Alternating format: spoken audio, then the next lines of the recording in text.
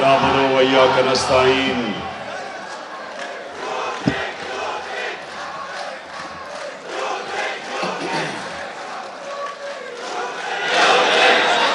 माशाअल्लाह, इस्लामाबाद की तंजीम और ओहदेदार, मैं आज आप सबको मुबारक देता हूं, खराज तहसीन पेश करता हूं कि इतनी मुनज़्ज़म तरीके से आप इतनी देर बैठे रहे जबकि साउंड सिस्टम अभी ठीक नहीं था। अच्छा, इस्लामाबाद थोड़ी खामोशी से जो मैं आज इतनी ज़बरदस्त अपनी तंजीम के सामने जो मैं आज पैगाम देना चाहता हूं, पीछे उधर चुप देखें। आज़ादी दुनिया की तारीख में कभी कोई प्लेट में रख के नहीं देता। आज़ादी के लिए कुर्बानियां देनी पड़ती है, जदोजहद करनी पड़ती है, जहाद करनी पड़ती है। जो लोग इस मुल्क के ऊपर कब्जा करके बैठे हुए हैं वो इस निजाम से भरपूर फायदा उठा रहे हैं। जो लोग अरबों खरबोपति बन चुके हैं इस निजाम के ऊपर कब्जा करके, वो कभी आराम से हमें आजादी नहीं देंगे। ये जो आपकी हकीकी आजादी की तहरीक है, ये दरअसल तहरीक के पाकिस्तान के बाद जब हमारे बड़ों ने जदोजहद करके पाकिस्तान बनाया, ये उसके बाद सबसे बड़ी तहरीक है कि इस मुल्क को हकीकी तौर पे आजाद किया जाए। हकीकी आजादी क्या है? हकीकी आजादी सबसे पहले आपको समझनी है, क्योंकि देखें, आपने लोगों के अंदर जाना है। लोग आपसे पूछेंगे कि हकीकी आजादी क्या है। हकीकी आजादी सबसे पहले अपने ज़हन में, अपने दिल में और दिमाग में वो कैसे आती है? जब आप ला इलाहा इल्लल्लाह का दावा करते हैं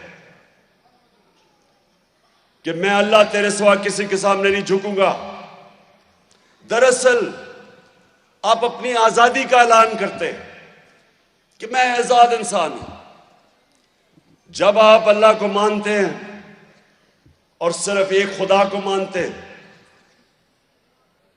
आप साथ ये भी अपनी आजादी का दावा करते हैं। मैं इसलिए अपनी कौम को जब से प्राइम मिनिस्टर बना, मदीना की रियासत की समझाने की कोशिश की, रहमतुल लिल आलमीन अथॉरिटी बनाई कि बड़े बड़े स्कॉलर्स हमारे बच्चों को, स्कूल के बच्चों को, यूनिवर्सिटीज डिबेट्स करवाएं, बताएं कि वो मेरे नबी सल्लल्लाहु अलैहि वसल्लम ने क्या किया था मदीना में, कि चंद ही सालों के अंदर जिन लोगों की कोई हैसियत ही नहीं थी, उन्होंने दुनिया की इमामत की। ये इंसानी तारीख का हिस्सा है कि 10 साल में इंसान तब्दील हुए, 622 से 632। जब मेरे नबी इस दुनिया से गए, 10 सालों के अंदर वो लोग जो दो सुपर पावर्स के बीच में हैसियत ही नहीं थी उनकी, 10 सालों के अंदर वो तब्दील हुए। वो इनकलाब फिक्री इनकलाब था। जंगों के अंदर तो सिर्फ 1200-1300 सारे लोग 10 साल में मरे थे, दोनों तरफ टोटल लोग 1200-1300 उन जंगों के अंदर मरे थे। लेकिन ज़हनों के अंदर इनकलाब आया था और वो शुरू हुआ था ला इलाहा इल्लल्लाह के दावे से। तो सबसे पहले तो हमने अपने आप को आज़ाद करना है।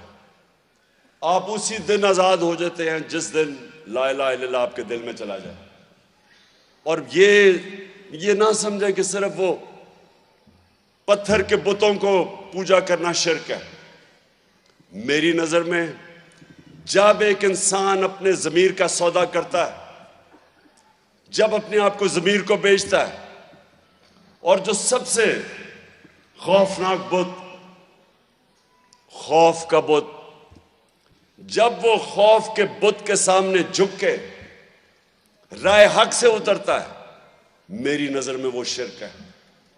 इसका मतलब कि अल्लाह के अलावा आप किसी के सामने झुक रहे हैं।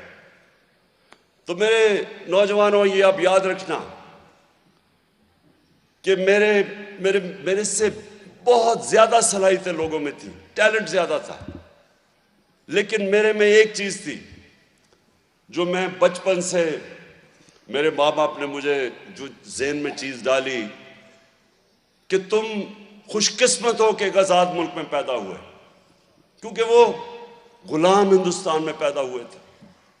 और वो मेरे ज़हन से कभी बात नहीं गई, और मैंने तभी फॉरेन पॉलिसी, सबसे पहले फॉरेन पॉलिसी की आजादी, एक मिनट, अभी आएगी इंशाल्लाह। मैं अभी तुम्हारी जज्बे को टेस्ट करने वाला हूं, फिक्र ना करो। मैं आप सबके दावे को टेस्ट करने वाला हूं ला इलाहा इल्लल्लाह पे, क्योंकि सुने कुरान की आयत है। और ये दूसरी मेरी बात सुन लो कि एक तो मैं एक आजाद इंसान हूं, मैंने कभी किसी के सामने झुका, और दूसरी चीज कि कुरान की आयत है कि जब एक इंसान ईमान ले आता है देनी है, और सिर्फ मैं फैसला तब करूंगा जब मैं समझूंगा कि मेरे टाइगर और टाइग्रेसेस तैयार हैं